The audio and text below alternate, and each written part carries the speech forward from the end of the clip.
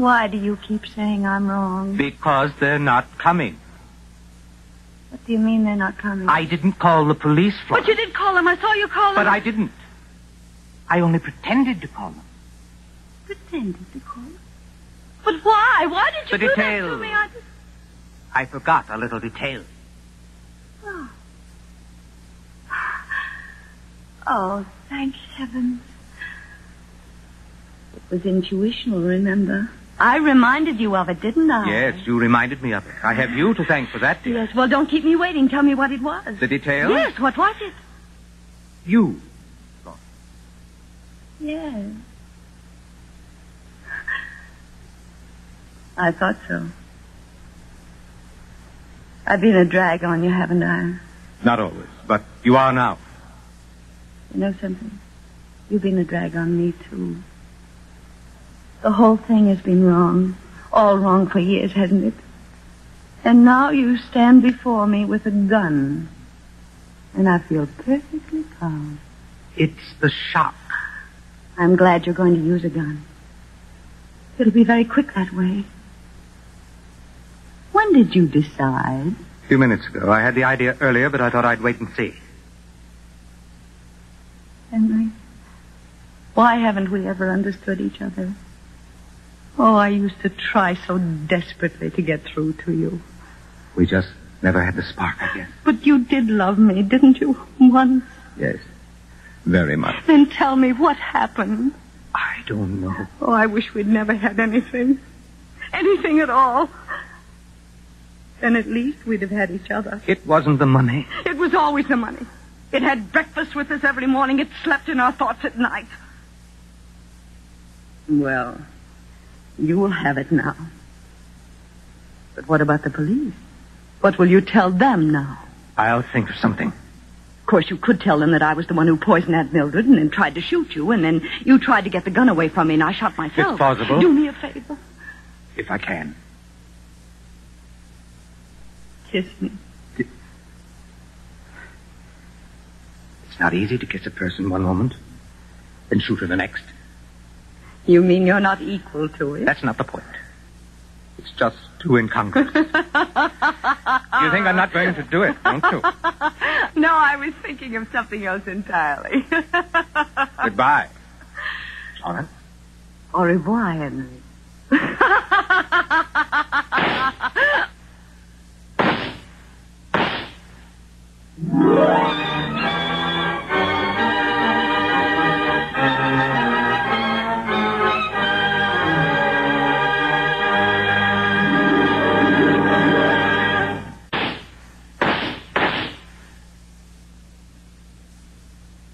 Are you all through with your foolishness now, Henry? But you're still... Alive. There were only blanks in the gun, darling.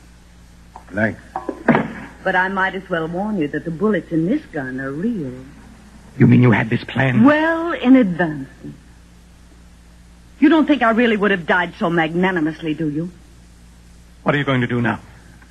Oh, I'll play around with you a little bit, and then I'll shoot you. Turn about, you know. In case you're curious, I simply included your plan in my own. That is, except the little details. I didn't bother about them. It isn't every woman, you know, who has the opportunity of being shot by her husband and lives to do something about it. When did you put the blanks in the gun? This afternoon. Remember? When I came in from the summer house and you were telling me what happened. Which all goes to prove men never know what they're married to. And serves them right. When did the masquerade begin? Oh, years ago. You wouldn't even remember. Your mind was off somewhere foundering in money. And I just drifted off to myself, and that's where I've been ever since. One cozy little monologue after another. What are you going to do? Call the police. I think it's about time they arrived, don't you? Florence, in the name of heaven, you don't know what you're doing. We can still get out of this. We, Henry? I wasn't aware that you were to be included. Police department, please. Florence, you're throwing away our lives. Don't be ridiculous, Henry. We've never had any lives. Remember what I said about being dead? Yes, Sergeant, please. Henry, I think you're getting nervous. Calm down, dear. Desk Sergeant. Mrs. Florence Jennings speaking. There's been a very tragic accident at 210 Manchester Heights Road. Could you send out a patrol car and an ambulance right away? Thank you.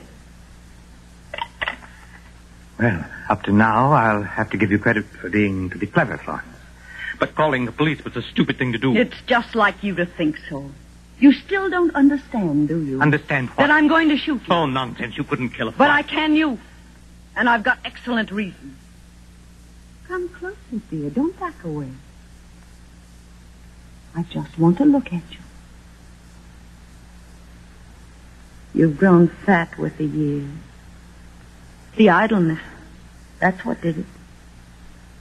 Tell me, have the years been kind to me? You're still very beautiful, if that's what you mean.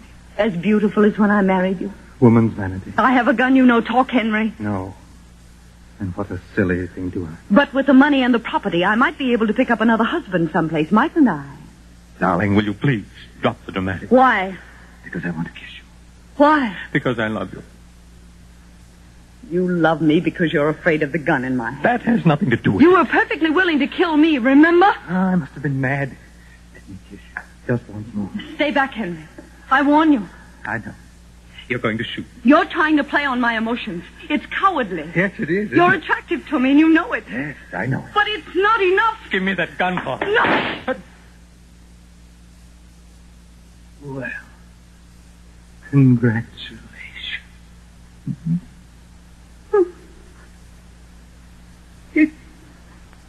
You didn't leave me, did you, darling? All right. Help me. Of course. Here. Into this chair. There you are. Oh, darling, I'm so sorry I had to do it. But there was no other way. Why? Well, I kept hoping you'd change. Only a while ago I thought, now that Aunt Mildred's dead, the thing that's been between us and happiness, all these years, I thought that suddenly you'd wake up. I thought you might take me in your arms and tell me to be very brave. And oh, my darling, it would have been worth all those years. Florence, I'm sorry I missed your expectation. It wasn't your fault, really. It was just the way things came out, that's all. As you said, all those years, waiting for her to die. And we had so much more waiting in each other. I never knew it. I knew it, Henry. But I could never seem to get through to you. You wouldn't talk to me. Well, it's over now. Yes, it's over. And the funny part is that coincidence stepped in with a final jest. What do you mean?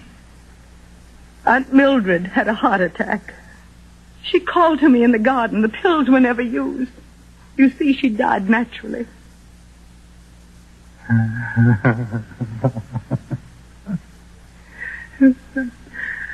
That's a good one. That's very good.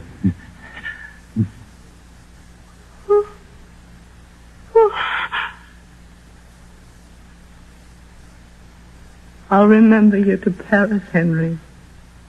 To every leaf and street of it. And to the Queen Mary. And dancing after dinner.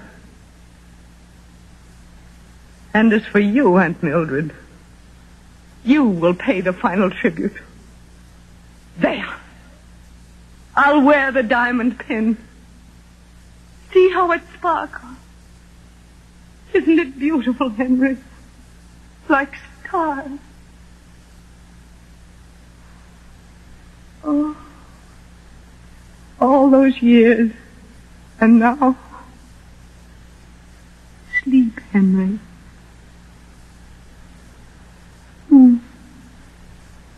I still haven't made up my mind how I should act when the police arrive. That must be they now. It really is important, you know. It's always important to a woman how she acts. Maybe I should cry. Or laugh. Oh, I know. Now I know.